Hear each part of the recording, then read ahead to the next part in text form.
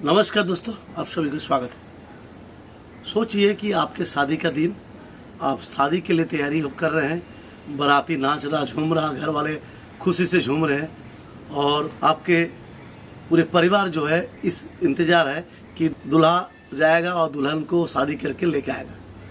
उसी वक्त अगर दूल्हा को अचानक सांप काट ले तो आप क्या करेंगे? ऐसा ही उत्तर प्रदेश एक शख्स जो अपना शादी का तैयारी कर रहे थे और बाराती निकलने वाले था, उसी समय में उस शख्स को सर्वदंश हुआ। घर के बाहर में शायद वो किसी हो सकता बाथरूम के लिए गए होंगे, उनको सर्वदंश हुआ शाम को 6:30-7 बजे। सर्वदंश के बाद घर वाले परेशान, कुछ पहले तो बाइट मार्क पता ही नहीं चला, उसके बाद जो है कुछ देर के बाद अपना पिताजी को बता रहा था, उसी समय में अचानक वॉमिटिंग होना शुरू हो गया। वॉमिटिंग होना शुरू हुआ, उसके बाद उस पेशेंट को लेके वहाँ से लेकर गए एक जगह में डॉक्टर के पास, जहाँ पर 2 घंटे के बाद डॉक्टर मना कर दिया। हमको लगता है उस सामूहिक छोटा स्वास्थ्य केंद्र होगा, वहाँ पर वो लोग बोले आगे बेहतर इलाज के लिए जाने के लिए। लेकिन रास्ता में जानते हैं तरह तरह की बात होता है, लोगों ने उसको किसी ओझा का पास ले गया, वो एक दवाई खिलाते हैं, कहना कि दवाई अगर खा ले तो पेशेंट बच जाएगा। लेकिन वहाँ पर भी वो कोशिश करे, चारों तरफ हाथ पर मारे, लेकिन वहाँ पर भी कुछ फ़ायदा नहीं हुआ। वहाँ से अलीगढ़ लेकर गए, अलीगढ़ में डॉक्टर के पास इलाज चल रहा था, इलाज हुआ, उसके बाद पेशेंट का मौत हो गया। जब हॉस्पिटल अवेलेबल हमारे पास है, हमारे घर के पास दवाई अवेलेबल है, सब कुछ है, तो फिर पेशेंट क्यों मरेगा? इसका सबसे बड़ा मुख्य कारण क्या है? ऐसा नहीं उत्तर प्रदेश में हॉस्पिटल में एंटीवेनम नहीं है, एंटीवेनम है, दवाई है, डॉक्टर है, सब कुछ है, लेकिन सर्वदंश का इलाज नहीं जानते कोई ढंग से। पूरे भारत में हर जगह में स्नेक बाइट का ट्रीटमेंट किसी को पूर्ण रूप से इलाज के बारे में पता नहीं है। अगर ये शख्स को कोई जरूरत नहीं है, सामूहिक जो छोटा मोटा स्वास्थ्य केंद्र, वहाँ भी बचाया जा सकता है। मैंने हल्ला मचा दिया, मैंने कि मेरा प्रवीर सर्प ने काट लिया। तो दोस्तों, आप वीडियो देख रहे थे, शख्स को गलती कहाँ हुआ, कहाँ पर ये गलती रह गया कि हॉस्पिटल रहते हुए, दवाई रहते हुए, सब कुछ रहते हुए ट्रीटमेंट नहीं हो पाया। क्योंकि ट्रीटमेंट प्रॉपरली पूर्ण रूप से इलाज कहीं यूपी में बहुत जगह में हम गए, एंटीवेनम है, पेशेंट 15 मिनट में पहुंचा, फिर भी मौत हो जाता है। और ये तो कोबरा, इंडियन स्पेक्टिकल कोबरा, जो यूपी में काला ना कहा जाता है, क्योंकि वहाँ का स्पेक्टिकल कोबरा थोड़ा काला चेंज होता है।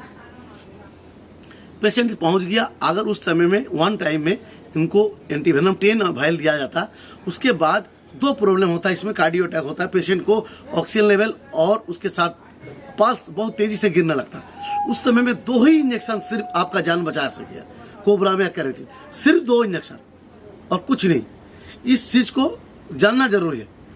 अगर उस पेशेंट को उस जगह में आपका ऑक्सीजन लेवल के लिए और पल्स के लिए मास्टर्जमिन और एट्रोपिन 2 ही इंजेक्शन की जरूरत है, और ज़्यादा मात्रा में चाहिए, क्योंकि मास्टर्जमिन हर 5 मिनट में 0.5 ml से 5 से 10 मिनट में 0.5 से 1 ml कंटिन्यू देना है, और एक एट्रोपिन जिसको 20 मिनट से आधा घंटा में लगातार देते जाना है, जब तक पेशेंट का कार्डियो ठीक नहीं हो रहा, मतलब ऑक्सीजन लेवल और पल्स, तब तक देना है। और उसके साथ साथ इसको एंटीबायोटिक का जरूरत है, तो 4.5 ग्राम का इसको पिप जो जरूरत है, और बहुत सारा दवाई का जरूरत है। मैं डिटेल्स नहीं बता रहा हूँ, लेकिन डॉक्टर को कम से कम उस समय में इस पेशेंट को, सबसे बड़ी बात है स्नेक बाइट के बाद पेशेंट को हाथ लगाना ही नहीं चाहता कोई। तो फिर क्यों हो रहा? यूपी में हर दिन 10 गो 12 गो सर्वदंश के इंसान मर रहा। मैं अक्सर बता दूं, यूपी में बताया हूं, अगर किसी को ऐसा ट्रेनिंग का जरूरत है या सांप के बारे में विशेष रूप से आपको जानकारी चाहिए, प्लीज़ हमको बुलाइए, स्पेशली वहाँ देंगे डॉक्टर को, और एक भी पेशेंट नहीं मरेगा, ये मेरा गारंटी है। तो सबसे बड़ी बात है, वहाँ पर जाता है पेशेंट, और ये कोबरा में सबसे तेज़ी से होता है, स्नेक बाइट में मौत होता है कोबरा में।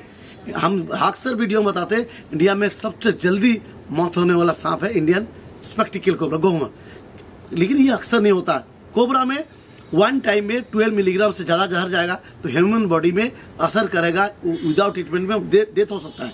लेकिन उससे कम अगर जाएगा तो पेशेंट को स्टेबल कुछ देर तक रहता है, उसके बाद धीरे धीरे हल्का फुल्का असर होता है। लेकिन अगर कोबरा में जितने ज़्यादा जहर जाएगा उतना तेज़ी से असर होगा।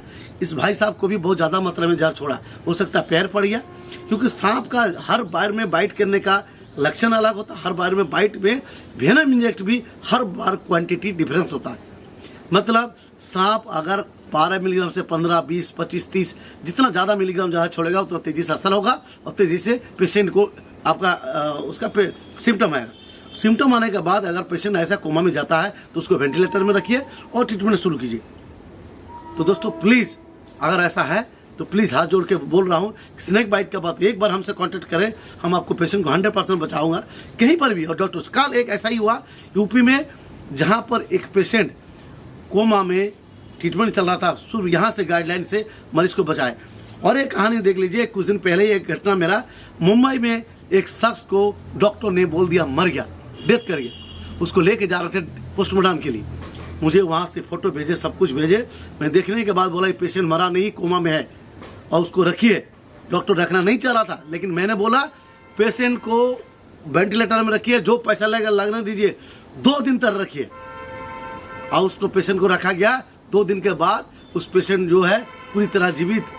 और सोच लीजिए पूरी तरह जो पेशेंट को डॉक्टर बोल दिया था डेथ कर गया, पोस्टमार्टम कराइए, वो पेशेंट 2 दिन के बाद जीवित हुआ। उसी वेंटिलेटर में लगातार रखा गया था 2 दिन और वहाँ पर जीवित होकर वो घर आया। उसका वीडियो भी मैं बनाया हूँ। घर वाला पूरा परेशान था। सोच लीजिए उस समय अगर पेशेंट को जाके पोस्टमार्टम करा लेता तो क्या होता। तो इसीलिए दोस्तों प्लीज़ मेरा वीडियो मनोरंजन तो नहीं, यहाँ से कुछ नॉलेज मिलता है। जो अच्छा लगता है, जो वीडियो देखते हैं, प्लीज़ ज़्यादा से ज़्यादा शेयर करें दोस्तों। आज के लिए इतना ही। जय हिंद, जय भारत।